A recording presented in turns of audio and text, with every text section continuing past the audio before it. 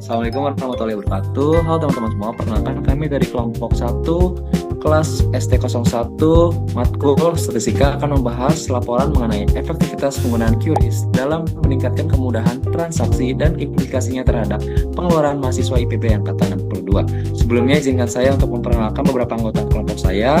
Perkenalkan, saya selaku Ketua Kelompok Muhammad Arsyad Tabila, kemudian ada beberapa rekan saya yakni Naman Fadila, Abilia Maharani, Sandi Sasmita, Sabit Isai, Pratama, Zahra Putri, Alia Andara, Maida Helgani Tias, Amos Gustiano, dan Nayara Reisa Fadila.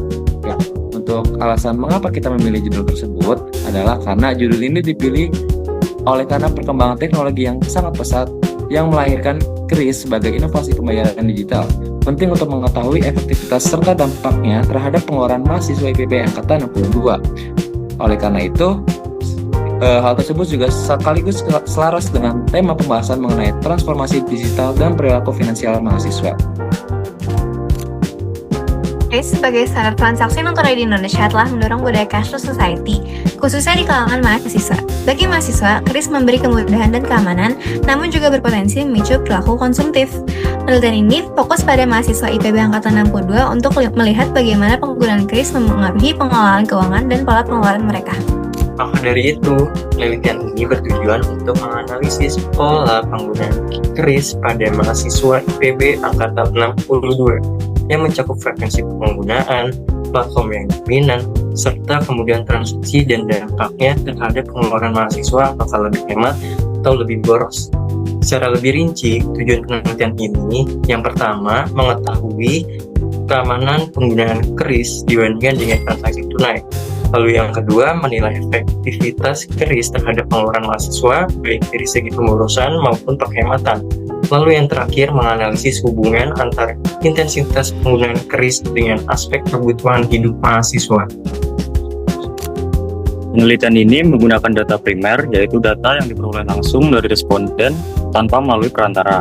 Data primer dinilai paling sesuai karena mampu menggambarkan kondisi nyata di lingkungan sesuai dengan pengalaman mahasiswa. Pada survei ini, kami menggunakan 8 variabel keubah dan skala pengukurannya ada jenis nominal dan ordinal. Untuk penyajian datanya dalam bentuk tabel distribusi dan tabel frekuensi serta jenis diagram pie chart dan bar chart. Instrumen pengumpulan data dan rencana metode pengumpulan data. Data diperoleh secara primer melalui wawancara berbasis Google Form pada mahasiswa IPB angkatan 62. Pertanyaan dan Google Form dirancang untuk menggali pengalaman mahasiswa mengenai efektivitas penggunaan QRIS, kemudahan dalam melakukan transaksi, serta dampaknya terhadap pengeluaran. Data yang terkumpul kemudian diperiksa kembali untuk memastikan kelengkapan dan konsistensi jawaban. Dengan proses ini, manajemen data tidak hanya menjamin bahwa data tersedia, tetapi juga akurat dan dapat digunakan sebagai dasar dalam analisis kualitatif mengenai penggunaan QRIS oleh mahasiswa. Kemudian, langkah manajemen data. Pertama, pengumpulan data. Data diperoleh dari para responden melalui Google Form yang berisi pertanyaan-pertanyaan terstruktur dan spesifik mengenai efektivitas penggunaan QRIS. Selanjutnya, pengolahan data. Di sini, setiap jawaban diperiksa kembali untuk dipastikan kelengkapan dan kualitasnya. Data tersebut diolah menjadi bentuk kategori dalam format tabel dan bar chart agar mudah dibaca dan dipahami.